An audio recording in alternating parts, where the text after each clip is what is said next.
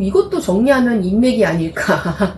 교수님, 네. 학교에 계신 교수님이 얼마나 마음에 드셨으면 학생한테 연락을 하셔가지고 학생 될 사람한테 연락을 하셔서 우리 학교에 와서 공부해보지 않겠느냐. 사실 이러긴 되게 쉽지 않거든요. 그러니까 그만큼 어떻게 보면 그 사람 관리 되게 잘 하셨었다. 그런 생각이 드는 거죠. 지금 제가 교수까지 된 거에는 그런 인연이 바탕이 된 거죠. 그러니까 그 바탕 안에 그런 사람 관리에 대한 잘 관리하셨던 그런 것들이 다 인연이 되었다. 이렇게 이제 볼 수 있는 것 같아요. 네. 그러면 이제 단순히 박사까지는 할 생각이 없었고, 이제 석사는 이제 뭐 삼성물산에 있을 때 어느 정도 했으니까요.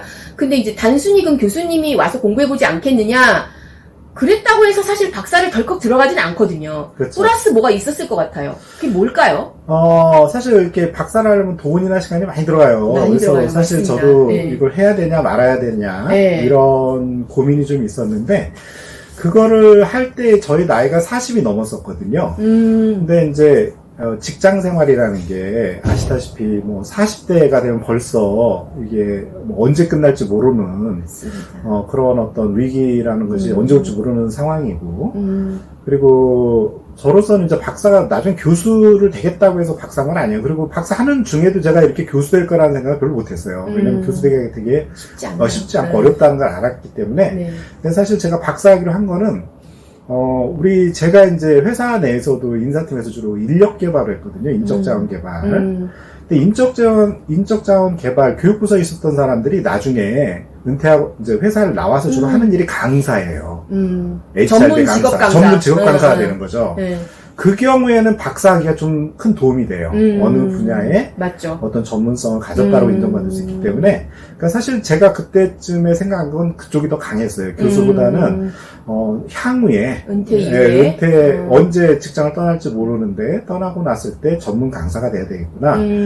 그런 차원에서 공부를 했던 것 같습니다. 어떻게 보면 본인의 경력 개발 차원인 거죠. 그렇죠? 네. 미래의 커리어를 준비하는 그런 제 책에서 여러분 뭐 당신의 커리어는 안녕하십니까? 제가 여러 번 제 책 홍보했지만 거기에 보시면 커리어 디자인이 필요하다. 이게 뭐냐면 커리어 목표 세우고 계획 세워서 실천하는 게 필요하다. 그러니까 그런 일환으로 이제 박사 공부를 이제 하신 거죠.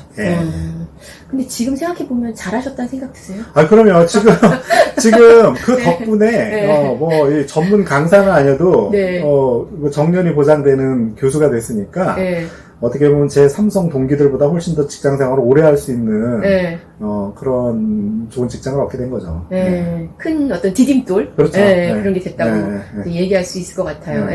이렇게 우연치 않게 내가 어떤 그런 공부를 하거나 그런 건 다 계기가 좀 있는 것 같다. 이제 이렇게 말씀을 드릴 수 있고, 이제 제가 그것을 심리학 이론으로 계획된 유형 이론이라는 거에서 제 책에서 이제 제가 썼습니다. 여러분들 아마 이제 제 책 보셨으면 이제 그렇구나라고 이제 얘기하실 거예요. 근데 한 가지 더 이렇게 말씀드리면, 제가 첫 번째 꿈이 교사가 되는 거였거든요. 그렇죠. 영어 선생. 그러니까 결국은 교수도 교사기 때문에 결국은 제 자리를 찾아온 거라고 저는 이렇게 생각합니다. 꿈을 이룬 거죠. 그런 거죠. 사실 꿈을 이룬 사람들이 생각보다 많지 않은데 그런 면에 있어서는 굉장히 행복한 분이시다라고 말씀드릴 수 있을 것 같아요. 근데 저는 이제 제가 이제 선배님을 좀 존경하는 면이 뭐가 있었냐면 예전에 그런 일이 있었어요. 저한테 한번 이런 말씀을 하시더라고요. 지하철을 탄 적이 있었는데 예전에 직장 다닐 때 그렇게 나를 괴롭히던 사람을 이렇게 옆에 봤다. 근데 그 사람 행색이 그렇게 이렇게 딱 사람의 행색을 보면 그 사람이 이렇게 마음 편하게 살고 있는지 좀 마음이 불편하고 이렇게 살고 있는지 보이잖아요. 우리가 딱 보면은. 근데 그 사람의 행색을 딱 보니 그렇게 편안한 삶을 살고 있는 것 같지는 않더라. 그래서 좀 직장 후배들한테도 좀 잘해주고 그렇게 좀 직장 생활을 하지 왜 안 그러셨나 그런 생각이 들었다고 그 얘기를 저한테 하신 게 몇 년 전에 하셨거든요. 그래서 아직도 그걸 잊어버리지 않고 있어요. 기억나세요? 저한테 그 얘기 해주신 거. 그때 어떤 심정으로 말씀하셨는지. 제가 직장 생활 이렇게 하다 보니까 아주 특이한 상사를 만난 적이 있어요. 뭐 저한테만 이렇게 힘들게 했던 건 아니고. 뭔데? 우리 부서장이셨는데, 이분 같은 경우는 특징이, 굉장히 군인 집안 출신이셨는데, 이렇게 우리한테 회사에 대한 무한대의 충성을 항상 요구했어요. 퇴근도 항상 10시 넘어서, 토요일도 5시까지. 그리고 회식을 해도 다시 회사를 돌아오게 하고, 그리고 회사 돈 쓰면 안 된다고 우리 부서 회식은 거의 하지를 않았어요. 그런 상사 밑에서 우리 그 부서원들이 네. 버틴 사람이 별로 없었어. 되게 1년을 못 넘기고 나가고 그러더라고요. 힘겨운 나날을 보내기 힘들었어. 그래서 참 독특한 상사를 한번 모신 적이 있었는데 아무래도 그분이었나봐요. 그렇죠. 그분이 상무셨는데 그 당시에 네. 나중에 이제 그분은 은퇴하셔가지고 이제 우연찮게 대중교통에서 뵐 기회가 있었는데 네. 그렇게 충성을 하고 뭔가 네. 부하들 그렇게 뭐 충성심을 요구하던 분이 네. 나중에 그렇게 잘 돼 보이지가 않은 것 같아요. 안 편안해 보이신 거죠. 뭔가 예. 이렇게 잘 풀리셔가지고 예. 뭔가 뭐 이렇게 보이는 모습이 이렇게 어떻게 보면 품위가 유지되는 예. 어떤 그런 모습은 좋을 텐데 예. 제 눈에는 좀 옹색해 보였달까? 좀 이렇게 좀 그랬어요. 불편하지 않아 보이는 거죠? 예. 그렇죠. 그렇게 편안한 잘은 모르겠어요. 근데 예. 언뜻 보기에. 뭔가 전에 그리고 좀 더 우리한테 그런 좋은 모습을 보였으면 제가 가서 인사를 해도 했을 텐데 별로 하고 싶지가 않더라고요. 그래서 네, 모르는 척. 모르는 척. 제가 이제 이 말씀을, 이제 질문을 왜 네. 드렸냐면, 이제 제 채널을 구독하시는 분들 중에 직장의 리더이신 분들도 꽤 많으시거든요. 왜냐면 제가 여러 가지 직업들에 대해서 이제 전환 성공하신 분들을 모시다 보니까 관심 있어 하시는 분들이 많은데, 나는 혹시 그런 상사가 아닌가 조금 한번 생각해 보셨으면 좋겠어요. 그리고 우리가 흔히 착각하는 것 중에 하나가 뭐냐면, 직장 생활할 때 내 선배가 나의 미래를 열어줄 것이다라는 생각을 많이 하잖아요. 선배가 어디 가면서 나를 끌어주고. 근데 그렇지 않거든요. 후배도 어디 가서 나를 끌어줄 수가 있단 말이에요. 그렇죠? 그래서 어떻게 보면 되게 내부 고객한테 잘할 필요가 있다. 네. 그런 생각이 들고 내가 꼰대인가 아닌가를 조금 생각해 보시면서 사셨으면 좋겠어요. 왜냐면 사람 아까 우리 그 최영봉 교수님 말씀 중에 제가 정리를 2번 해드렸는데 인맥이다 이런 말씀을 몇 번 드렸잖아요. 결국 어떤 사람 관리가 어떻게 보면 내 경력 개발하고 굉장히 중요한 영향, 중요한 어떤 그 관계일 수 있다라는 그런 말씀을 드리고 싶어서 제가 지금 이 질문을 따로 드린 겁니다. 네, 제가 기억하기로는요, 그 박사학위 끝날 때쯤 돼서는 한 6개월인가? 왜 직장 다 그만두시고 논문만 쓰셨다고 하셨어요, 맞아요. 저한테. 그렇죠? 예, 이제 코스웍 끝나고 논문 쓸 때. 그러면은 그 6개월 정도 그냥 논문만 쓰시면 일을 안 하셨으니까 소득이나 이런 경제적인 거는 어떻게 해결하셨어요, 그때? 저희가 이제 박사과정 마지막 학기 논문을 쓸 때는 사실 직장을 관뒀어요. 왜 그러냐면 더 이상 직장 다니고 싶지도 않았어요. 그냥 앞으로 박사가 이제 곧 끝나니까 전문의 그 강사가 돼야 되겠구나. 뭐 이렇게 해가지고 사실은 직장 생활을 관뒀습니다.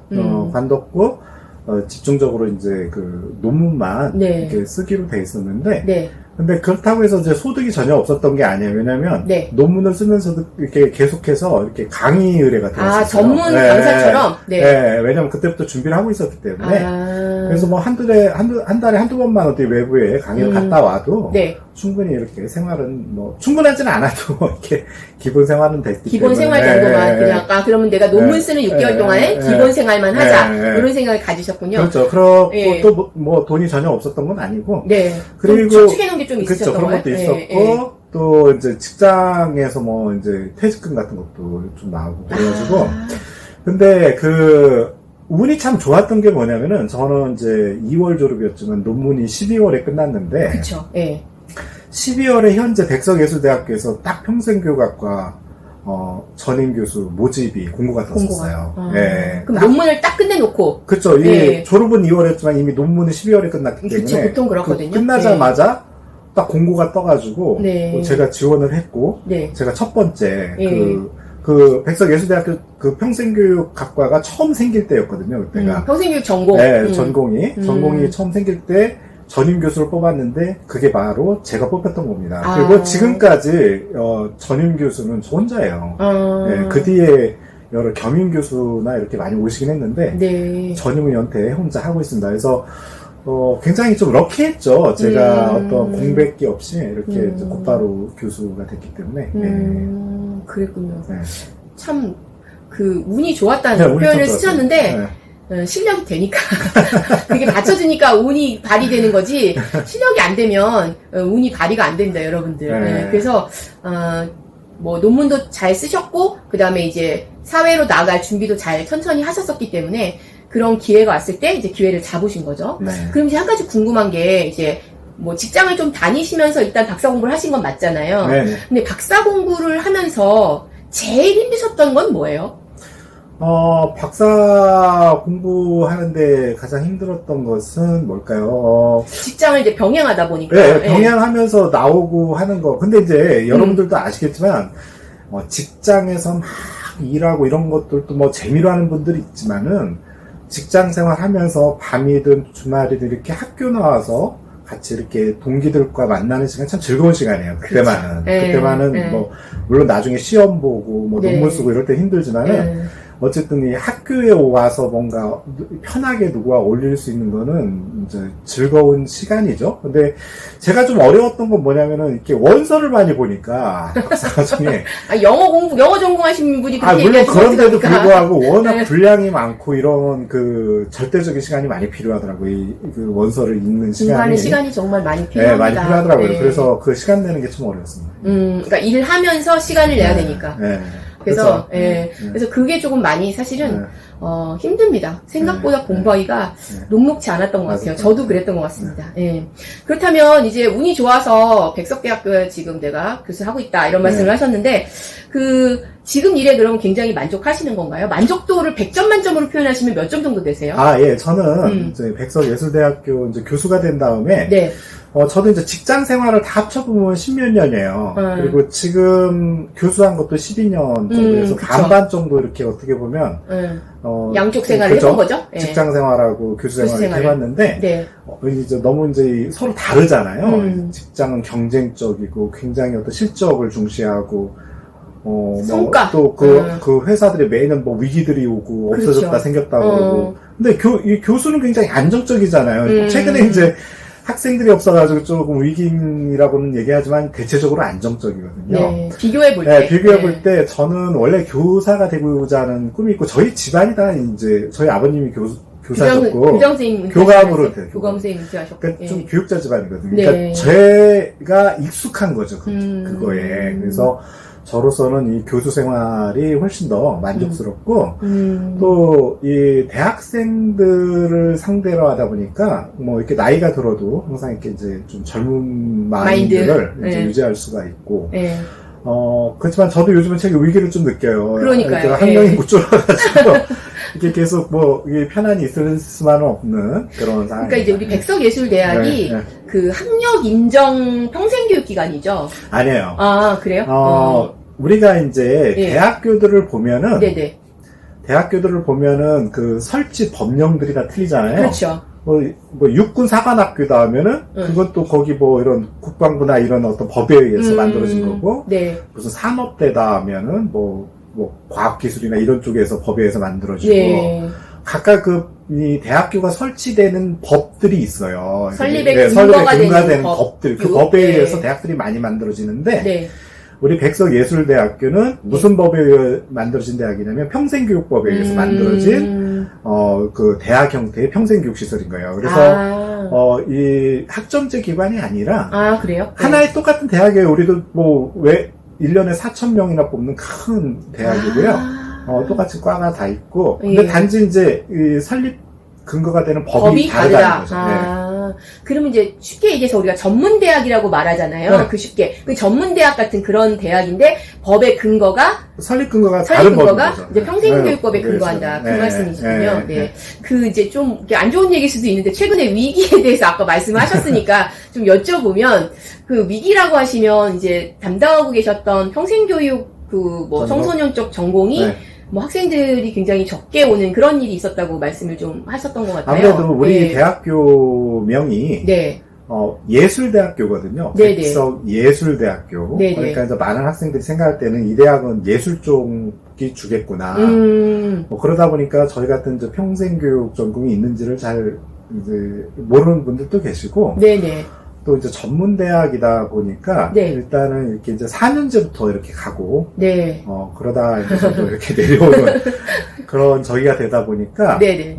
아무래도 이제 옛날 같이 학생들이 많이? 많이 줄었습니다 요즘에. 네. 많이 오진 않고 있어요. 근데 또 굉장히 제가 스마트하게 대처하셨다 이런 말씀을 제가 개인적으로 드렸었는데 그 대신에 이제 평생교육 이런 전공을 대신할 만한 다른 전공을 하나 만드셨다는 네. 얘기를 제가 드렸거든요. 그래서 조금 전에 제가 그 프로필 소개해드릴 때 실버케어 비즈니스 전공이다라는 네. 말씀을 제가 드렸거든요. 네. 실버케어 비즈니스 전공에 대한 좀 네. 소개, 자랑 뭐 이런 거 네. 좀 해주시겠어요? 네. 실버케어 비즈니스 전공은 아마 이 이름은 전국에 우리 학교밖에 없을 것 같은데 네네. 세 가지가 합쳐진 겁니다. 첫째는 사회복지, 그다음에 그 사회복지사 자격증이 나와요. 우리 전공하면. 그다음에 실버 산업. 그러니까 이제 앞으로는 실버 시대라고 하잖아요. 그래서 실버 케어. 이게 실버 케어가 우리말로 노인복지인데 네. 사회복지에 노인복지면은 사회복지의 일부분으로 인식이 맞아요. 되기 때문에 그보다는 이제 약간 실버 산업과 연관되는 실버 산업. 그리고 세 번째는 성인학습이 이렇게 이제 합쳐져 가지고 네.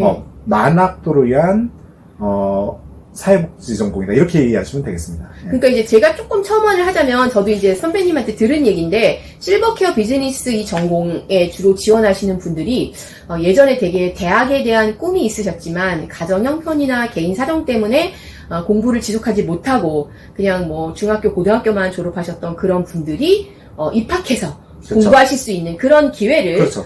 많이 주신다고 제가 그렇죠. 얘기를 들었어요.